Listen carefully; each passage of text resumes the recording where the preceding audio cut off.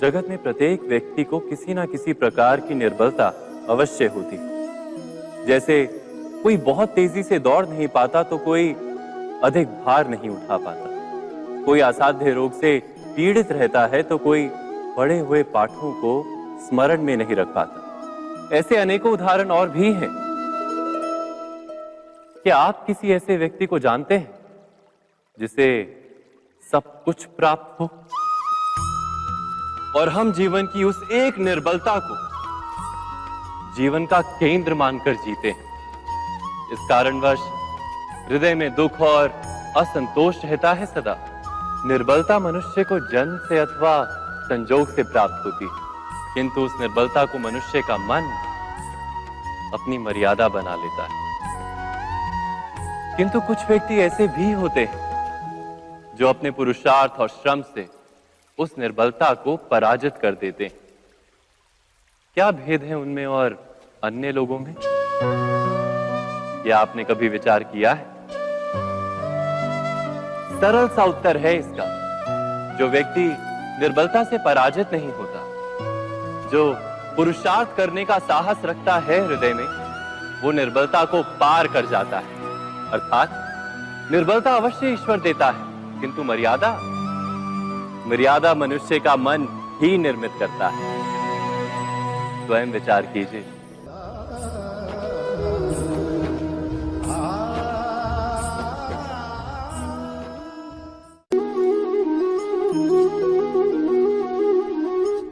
भविष्य का दूसरा नाम है संघर्ष।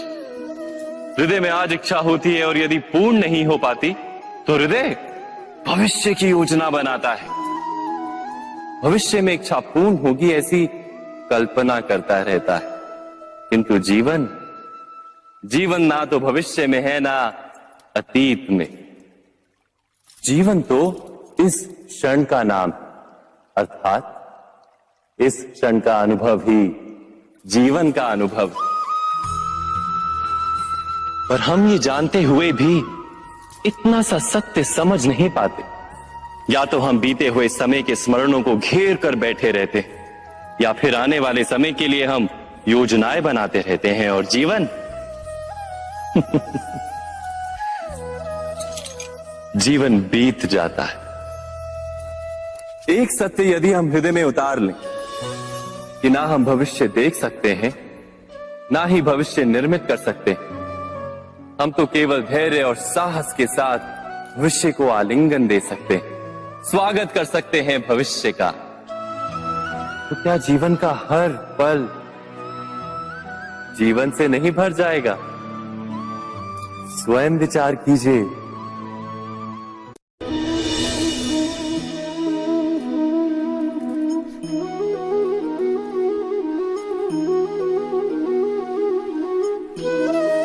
ज्ञान प्राप्ति सदा ही समर्पण से होती है, यह हम सब जानते हैं। किंतु समर्पण का वास्तविक महत्व क्या है? क्या हमने कभी विचार किया? मनुष्य का मन सदा ही ज्ञान प्राप्ति में विभिन्न बाधाओं को उत्पन्न करता है। कभी किसी अन्य विद्यार्थी से ईर्ष्या हो जाती है, कभी पढ़ाए हुए पाठों पर संदेह जन्मता है और कभी गुरु द्वारा दिया गया दंड मन को अहंकार से भर देता है। नहीं, क्या ऐसा नहीं होता? न जाने कैसे कैसे विचार मन को भटकाते हैं और मन की इसी अयोग्य स्थिति के कारण हम ज्ञान प्राप्त नहीं कर पाते। मन की योग्य स्थिति केवल समर्पण से निर्मित होती है। समर्पण मनुष्य के अहंकार का नाश करता है। ईर्ष्या, महत्वाकांक्षा आदि भावनाओं को दूर कर हृदय को शांत करता है और मन को एकाग्र करता है। वास्तव में ईश्वर की सृष्टि में ना ज्ञान की मर्यादा है ना ज्ञानियों की। गुरु दत्तात्रेय ने तो गाय और श्वान से भी ज्ञान प्राप्त कर लिया था। अर्थात विषय ब्रह्म ज्ञान का हो या जीवन के ज्ञान का या गुरुकुल में प्राप्त होने वाले ज्ञान का, उसकी प्राप्ति के लिए गुरु से अधिक महत्व है उस गुरु के प्रति हमारा समर्पण। क्या यह सत्य नहीं?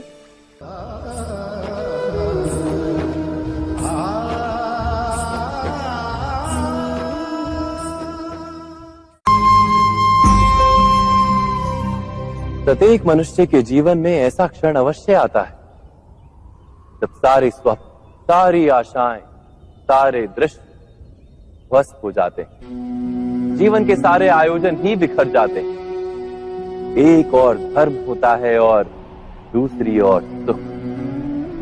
इसी को धर्म संकट कहते हैं। जब धर्म का वहन ही संकट हो और धर्म का त्याग ही सुख हो। विचार कीजिए, कभी किसी स्वजन के विरुद्ध सत्य बोलने का अवसर प्राप्त हो जाता है, कभी ठीक दरिद्रता के समय सरलता से चोरी करने का मार्ग प्राप्त हो जाता है, कभी किसी शक्तिशाली राजनेता या राजा के कर्मचारी का अधर्म प्रकट हो जाता है। सबके जीवन में ऐसी घटना बनती ही रहती है। अधिकतर लोग ऐसे किसी क्षण को धर्म संकट के रूप में जान ही नहीं पाते। हमें किसी प्रकार के संघर्ष का अनुभव ही नहीं होता। सहजता से सुख की ओर खींचे चले जाते हैं, जैसे मक्खी गुड़ की ओर खींची चली जाती। वास्तव में धर्म संकट का क्षण ईश्वर के निकट जाने का क्षण होता है।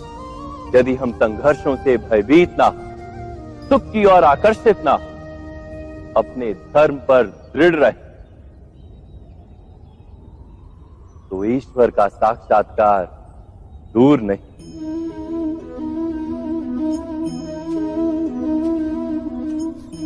पवन से युद्ध करने वाला पत्ता यदि पेड़ से गिरता है तो भी आकाश की ओर उठता है।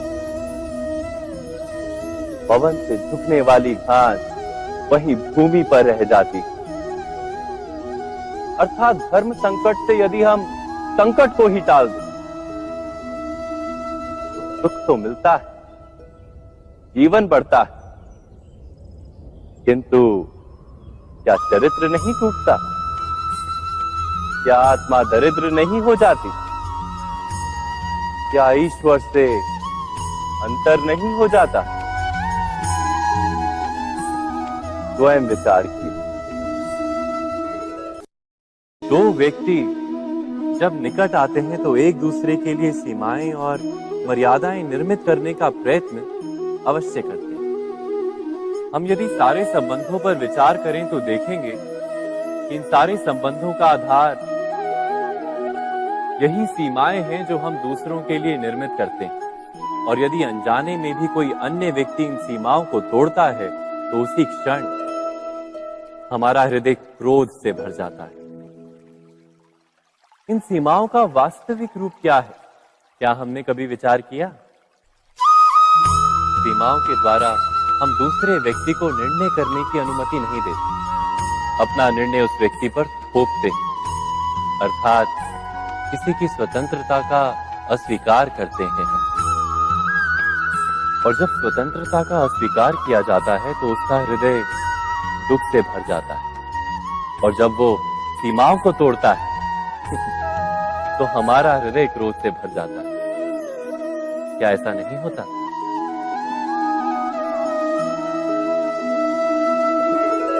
पर यदि एक दूसरे की स्वतंत्रता का सम्मान किया जाए तो किसी मर्यादाओं या सीमाओं की आवश्यकता ही नहीं होती।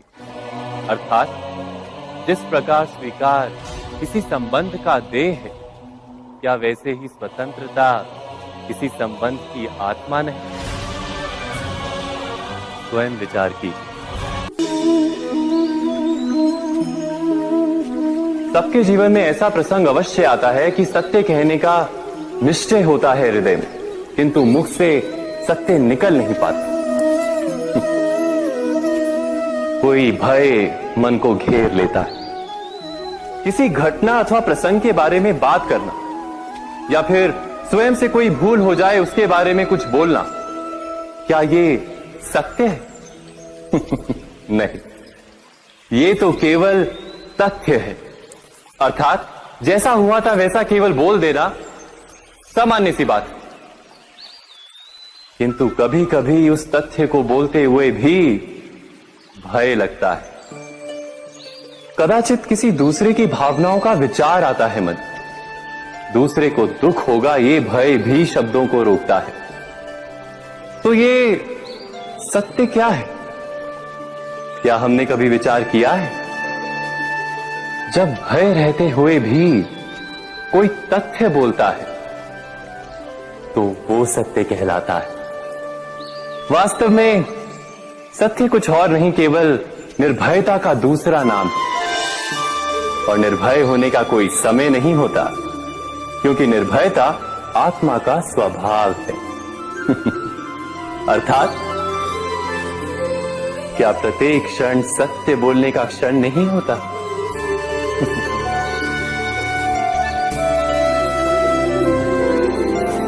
स्वयं विचार कीजिए।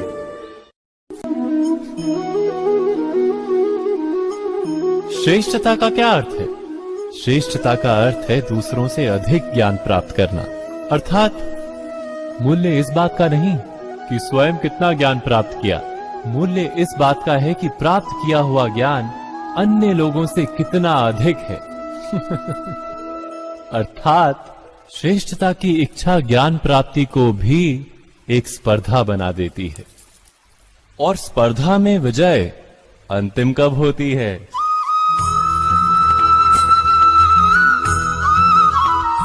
कुछ समय के लिए तो श्रेष्ठ बना जा सकता है, किंतु सदा के लिए कोई श्रेष्ठ नहीं रह पाता। फिर वही असंतोष, पीड़ा और संघर्ष जन्म लेता है। किंतु श्रेष्ठ बनने के बदले यदि उत्तम बनने का प्रयत्न करें तो क्या होगा? उत्तम का अर्थ है कि जितना प्राप्त करने योग्य है वो सब प्राप्त करना, किसी से अधिक पाने की इच्छा से नहीं, मात्र आत्मा की तृप्ति हेतु कुछ प्राप्त करना। उत्तम के मार्ग पर किसी अन्य से स्पर्धा नहीं होती, स्वयं अपने आप से स्पर्धा होती है। अर्थात उत्तम बनने का प्रयत्न करने वाले को देर अबेर सारा ज्ञान प्राप्त हो जाता है। बिना प्रयत्न के ही वो श्रेष्ठ बन जाता है। किंतु जो श्रेष्ठ बनने का प्रयत्न करता है वो श्रेष्ठ बने या ना बने, उत्तम कभी नहीं बन पाता।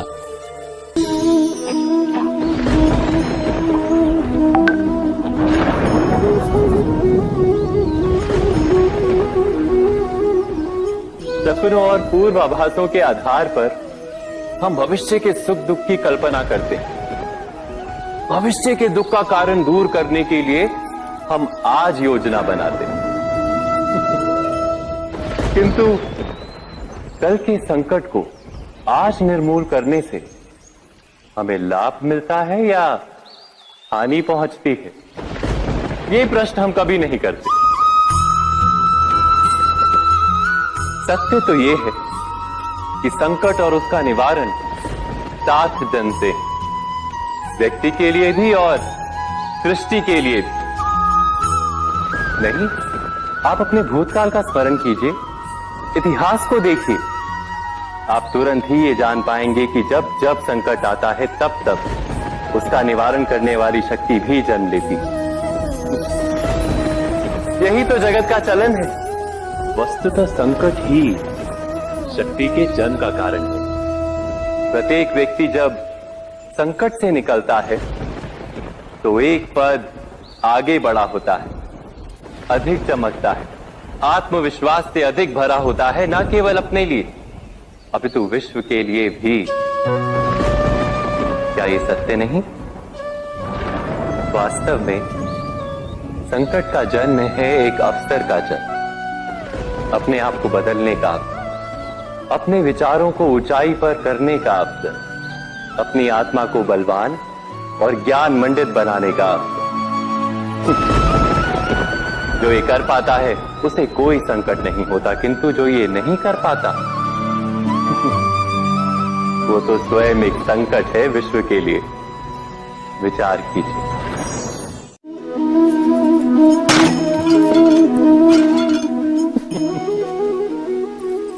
कभी कभी कोई घटना मनुष्य के जीवन की सारी योजनाओं को तोड़ देती और मनुष्य उस आघात को अपने जीवन का केंद्र मान लेता।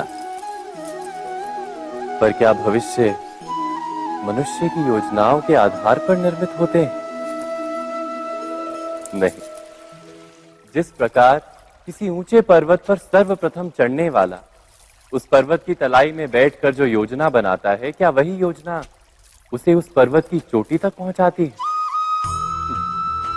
नहीं। वास्तव में वो जैसे जैसे ऊपर चढ़ता है वैसे वैसे उसे नई नई चुनौतियां, नई नई विडंबनाएं, नए नए अवरोध मिलते हैं। प्रत्येक पद पर वो अपने अगले पद का निर्णय करता है। प्रत्येक पद पर उसे अपनी योजनाओं को बदलना पड़ता है।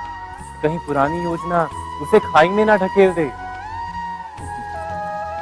वो पर्वत को अपने योग्य नहीं बना पाता, केवल स्वयं को पर्वत के योग्य बना सकता है। क्या जीवन के साथ भी ऐसा ही नहीं? जब मनुष्य जीवन में किसी एक चुनौती को, एक अवरोध को अपने जीवन का केंद्र मान लेता है, अपने जीवन की गति को ही रोक देता है, तो वो अपने जीवन में सफल नहीं बन पाता और ना ही सुख और शांति प्राप्त कर पाता। अर्थात जीवन को अपने योग्य बनाने के बदले स्वयं अपने को जीवन के योग्य बनाना ही सफलता और सुख का एकमात्र मार्ग नहीं। स्वयं विचार कीजिए।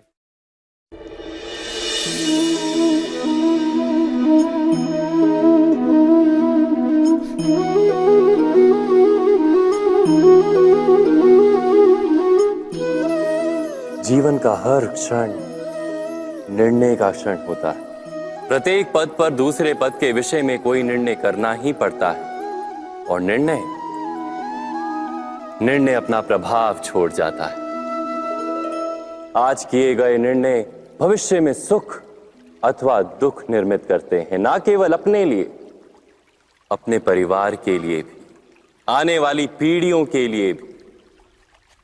जब कोई दुविधा सामने आती है तो मन व्याकुल हो जाता है, अनिश्चय से भर जाता है। निर्णय का वो क्षण युद्ध बन जाता है और मन बन जाता है युद्ध भूमि। अधिकतर निर्णय हम दुविधा का उपाय करने के लिए नहीं, केवल मन को शांत करने के लिए लेते हैं। पर क्या कोई दौड़ते हुए भोजन कर सकता है? नहीं। तो क्या युद्ध से जूझता हुआ मन कोई योग्य निर्णय ले पाएगा? वास्तव में शांत मन से जब कोई निर्णय करता है तो अपने लिए सुखद भविष्य बनाता है। किंतु अपने मन को शांत करने के लिए जब कोई निर्णय करता है तो वो व्यक्ति भविष्य में अपने लिए कांटों भरा वृक्ष लगाता है। स्वयं विचार कीजिएगा।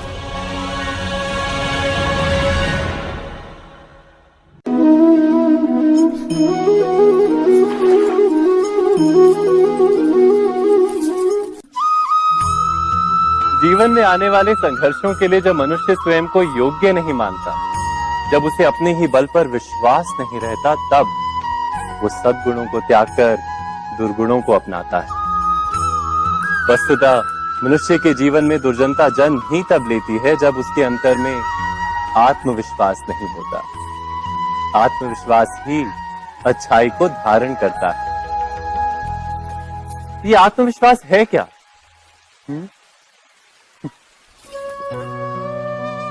जब मनुष्य ये मानता है कि जीवन का संघर्ष उसे दुर्बल बनाता है, तो उसे अपने ऊपर विश्वास नहीं रहता। वो संघर्ष के पार जाने के बदले संघर्ष से छूटने के उपाय ढूंढने लगता है। किंतु जब वो ये समझता है कि ये संघर्ष उसे अधिक शक्तिशाली बनाते हैं, ठीक जैसे व्यायाम करने से देह की शक्ति बढ़ती, तो प्रत्येक संघर्ष के साथ उसका उत्साह बढ़ता है। अर्थात आत्मविश्वास और कुछ भी नहीं, मन की स्थिति, जीवन को देखने का दृष्टिकोण मात्र है। और जीवन का दृष्टिकोण तो मनुष्य के अपने वश में होता है। स्वयं विचार कीजिए।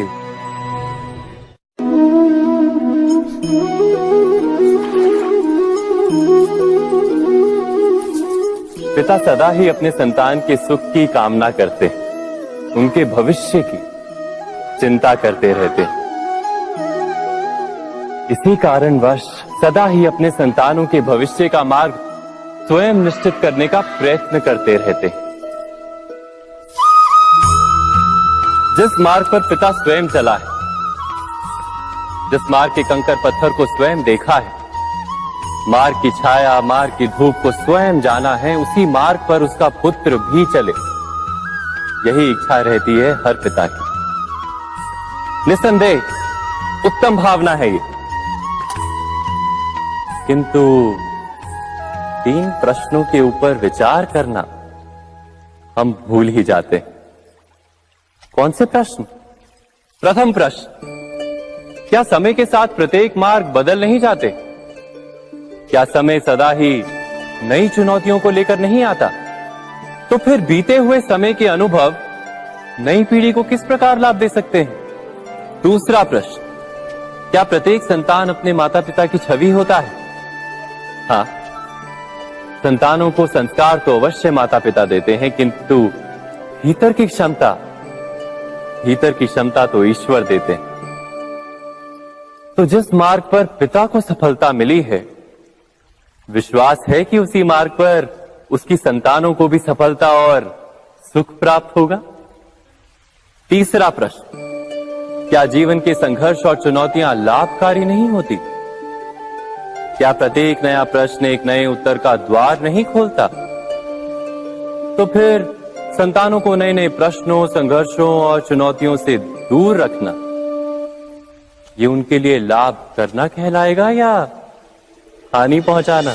अर्थात जिस प्रकार संतान के भविष्य का निर्माण करने के बदले उसके चरित्र का निर्माण करना श्रेष्ठ है, वैसे संतानों के जीवन का मार्ग निश्चित करने के बदले उन्हें नए संघर्षों के साथ जूझने के लिए मनोबल व ज्ञान देना अधिक लाभदायक नहीं होगा?